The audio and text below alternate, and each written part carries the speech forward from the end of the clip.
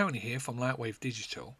Today what I'm going to do is show you how you can use Chronosculpt to manipulate this animation of the spider. So this spider here has been rigged in Genoma and it's 24 frames a second over 100 frames, so it's just a little over 4 seconds. So if we just play it through, like so.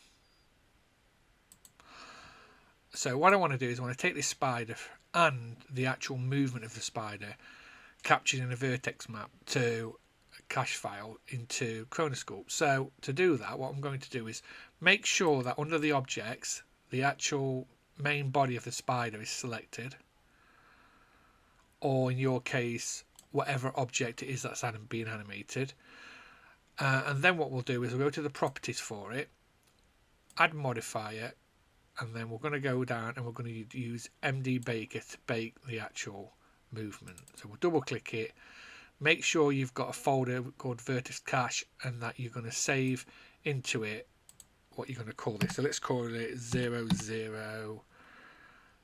I've already got a 1, so let's call it 2, and then everything else will stay the same. Press OK and you'll notice it will jump to the end, capturing all the movements. So what we'll do is we can turn this off, we can turn off bones, and we'll leave enable deformation on, and then we'll go to add modifier, and this time we're going to read MD reader, and then we're going to, when it opens, go to file, and then we're looking for 02, and press continue, and then what we've got is the movement captured into a vertex map. So what we'll need to do is take those both through to Chronosculpt. So in Chronosculpt, what we need to do is we need to get the actual object file of the spider, drag and drop it in. If it don't show up, press A. There we have it, like so. And it's got no animation on it, because what we need to do is drag and drop the new vertex file onto it. So in your folder, like new vertex file, so number 2, I'm going to drag it and drop it directly onto the spider, so when we move it you can see it's moving. So it's jumping between frame 1 and 2, so let's just tell it to start at 1 and then let's center it, and then we're working on 100 frames, so I'm going to put 100 in the actual end frame here at the bottom, and then frames per second we're working on 24 frames, so we'll put 24 in, and then there we have it, kind of spider moving along. But what I want to do is change how the spider looks. I want to make the legs thinner, and I want to maybe make this back body pulsate, so it looks like something's trying to get out of it, or it's got eggs in or something like that.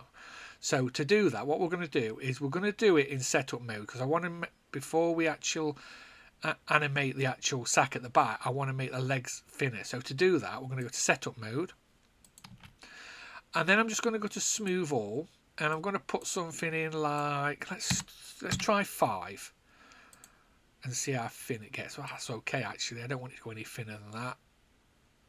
And what that does is changing the actual position of the vertex to this model, but not the original, so because we're going to bake out the MDD again after this. So we'll come off a setup mode, and now what I want to do so if we just look, you can see the thinner legs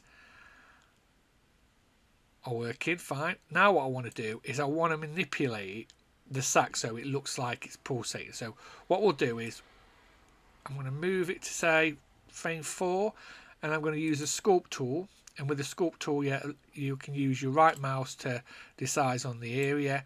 And then what I'm going to use is jump between holding control and not holding control to kind of sculpt into the actual body.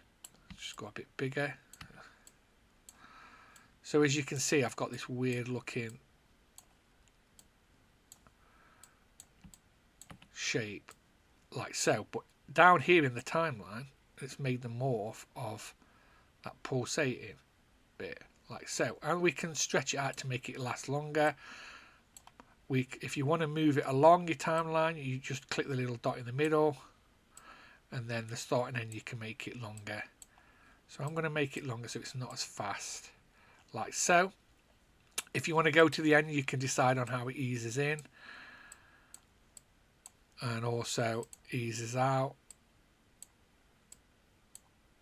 like so. And then what I want to do is, as it's easing out, I mean, let's just bring this up a little bit so it's not easing out too much. But towards the end, then what I'm going to do is add another sculpt. So I'm just going to click like so, hold control.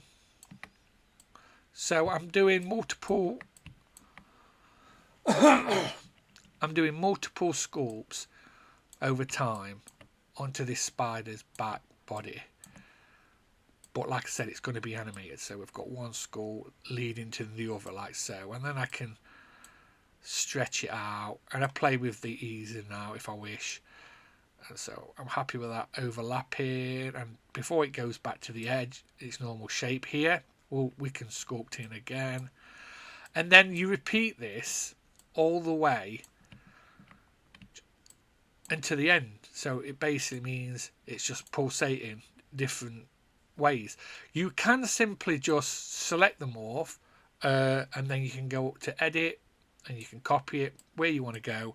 Command V or paste at the top and paste it in, and so you've got the same one, but obviously that's up to you. If you don't want to do that, you can simply select whichever one you want and delete it.